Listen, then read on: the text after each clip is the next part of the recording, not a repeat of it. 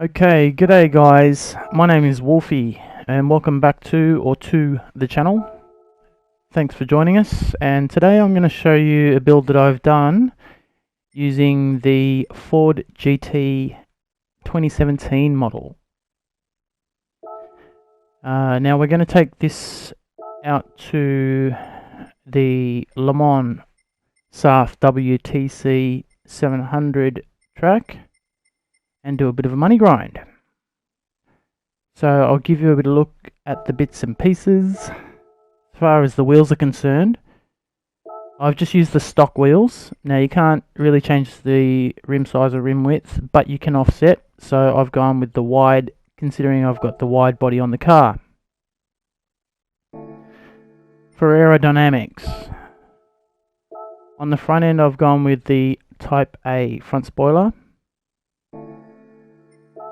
In the middle I've got the Type A as well. Not that it really matters, but it just looks good.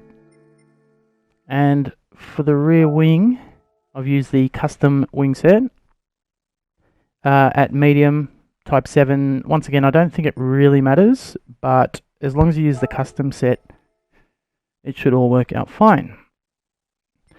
For the actual tune, you're going to want to make sure obviously that you have the racing hard tyres, but also that you have racing intermediates and heavy wets, because it almost always rains. We've got the suspension fully customizable at 90 and 90 for body height, 6 and 7 for the anti-roll bar, 36 and 37 for our compression, and 46 and 47 for our expansion. We've got 2.50 and 2.70 respectively for our natural frequency. Negative camber is 3.0 and 3.0. Toe angle out 0.10 and 0.20. Now we've got the active LSD controller here, which is great because it controls the initial torque on the fly for you as you're racing. So you don't need to change that, but I have changed the acceleration sensitivity to 15 and the braking sensitivity to 50.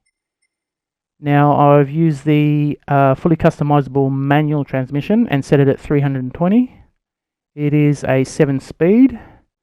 Power restrictor is at 100%, and we've put on 196 kilos of ballast and thrown it slightly forward at -20. I've used the fully customizable ECU, output at 91.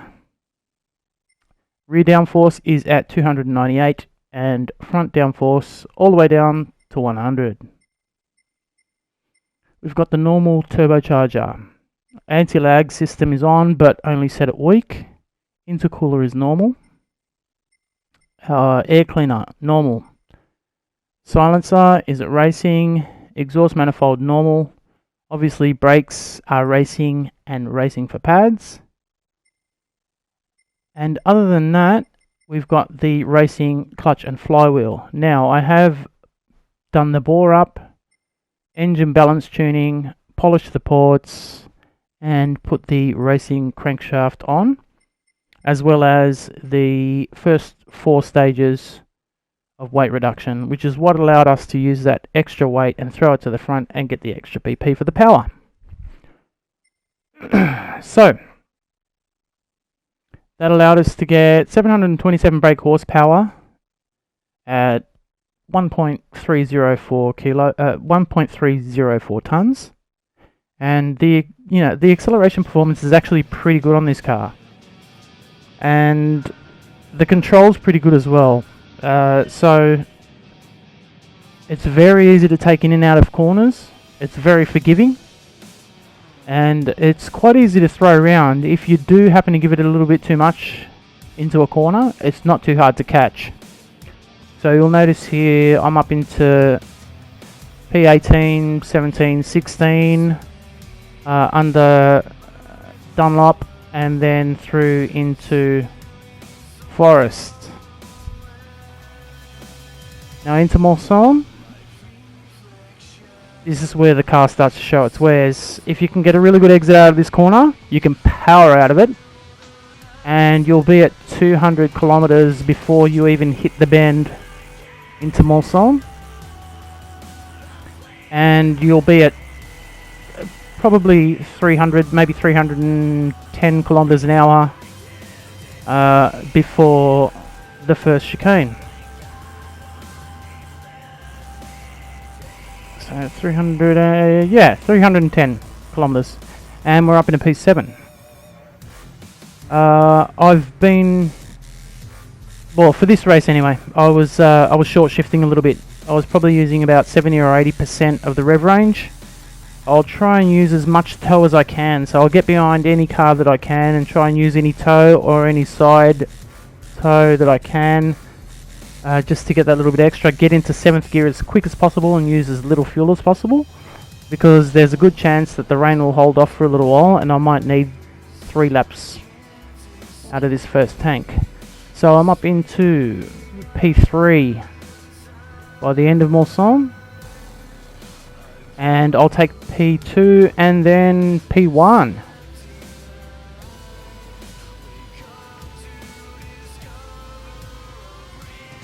Alright, so into Indianapolis.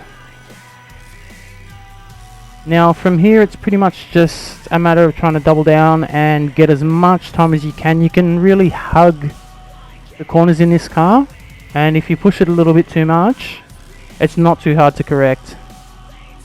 And I think it might be the active LSD that's actually responsible for that. So lap 2, not too eventful. Pretty much just power through and try and gain as much time on the competition as you can. I'm in fuel map 6 the whole time, but I notice that the weather starts to change, so I get the jump on it at the end of lap 2, and I decide to throw on the intermediates. Now, having looked back, I probably could have put the wets on, but the intermediates managed just fine. I lose a couple of positions because the 4 cars behind me have come past, but they're still on the racing hards, and it really starts to bucket down soon.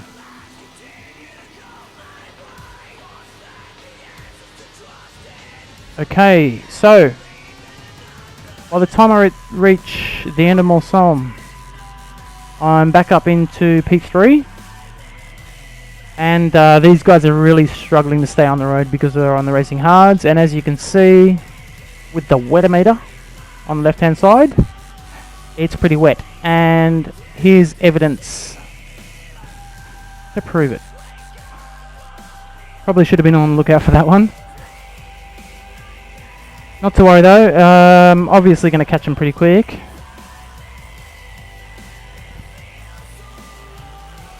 So once again, I'm trying to short shift as much as possible. I'm probably using about 70 or 80% of the rev range.